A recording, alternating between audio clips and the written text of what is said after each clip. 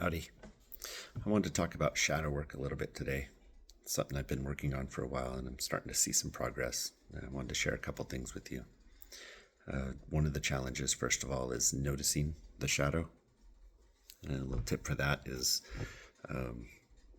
well, of course, it could start with meditation, but you want to try to increase your self awareness so that you can notice when your body is reacting instead of responding. I think a response comes when our body is in communication with our mind and we can choose the best course of action. A reaction is when the body just goes ahead and chooses its own course of action. So, once we start to notice our body reacting, then we can determine what the trigger was for that reaction. And once we can pinpoint that down, that's a very good guide into an aspect of our shadow. An example is my son. He's 8 years old, and when it comes to be bedtime, he is bonkers. He's always full of energy. He's very creative, energetic. He's just an overabundance of joy in this one. It's wonderful, and I love it. I like him, and I like being around him. I love him. But for a couple hours at bedtime, I can't stand to be around him. No, that's not him. It's me. I've noticed there's something in my shadow that's being reflected by him, and it's instantly reactive. My body has a very clear, sharp anger response, and I know it's a shadow because there is no thing happening to make me angry. It's a person full of joy that I love. That is not a cause for anger. So there's something else going on there. And that takes me to the second challenge. It can be when we notice a shadow aspect of ourselves, it's really easy to feel ashamed. And I just want to encourage to remember that these reactions from our body are not us.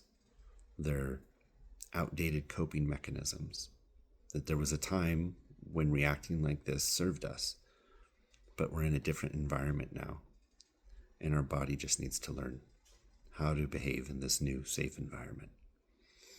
So it's nothing to be ashamed of.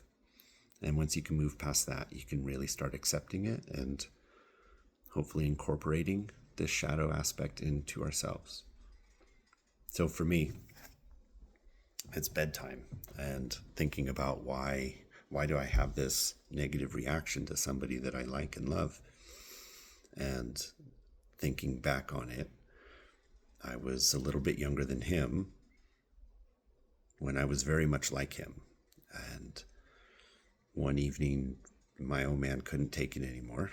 It was too much for him. He wanted calm and quiet, and I was not being calm and quiet. So he picked me up by the scruff of my shirt with one hand and slapped me across the face with the other. He threw me down, told me to shut up and go to bed. So that was a very clear message to me that my joy can only be tolerated so much, and that's a line I don't cross. And of course, that was reinforced over the years with different repetitive phrases. You know, you're just too much. Why won't you calm down? Things like that. So when I remembered that, and I'm thinking of that, and I'm looking at my son, I go, oh, shoot, here it is. I've trained myself for decades to be small and not to overstep, and he has not been trained that. God, I hope he never gets trained that. I certainly don't want to train him that. I would like to encourage him to be his most authentic self, to be his most joyful self. When he's full of creativity and ideas, I don't want to tell him to shut up. I want to teach him to write them down. So, how do I get there? You know, I'm stuck now, kind of in this place where I'm in my 40s, and I'm insomniac, I have general anxiety disorder. I've got this depression that's recurring. Well, sometimes it's heavy as hell. Right now it's not so heavy. I've got this habit of wanting connection, but not wanting attention.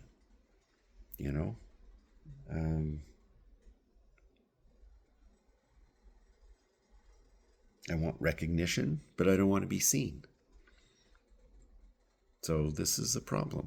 This is what's holding me back. This is why I'm having trouble getting as many eyes as I want for my paintings. I have this message of love and acceptance and unity that I want to get out there. But maybe there's some way I could be invisible while I do it. That's not going to work. I really need to learn to own it. And I think that's going to happen through small steps. Slowly, I'm going to work on taking over bedtime with the little one. I want my wife there so that she can take over when I feel overwhelmed, so that I don't have a negative reaction. But bit by bit, I know that I can retrain my body, that it's safe now. I can be joyful. I can be big. I can take up space, especially when it's for a positive outcome. So hopefully someday I can even match his energy. The two of us. Watch out. I can't wait to see what we do together. So I hope this is helpful. And remember that you don't need to be ashamed. We all have lessons to learn. We all have patterns that don't fit our current lives anymore. It's totally normal. So remember that you're loved, you're safe, and have a beautiful day.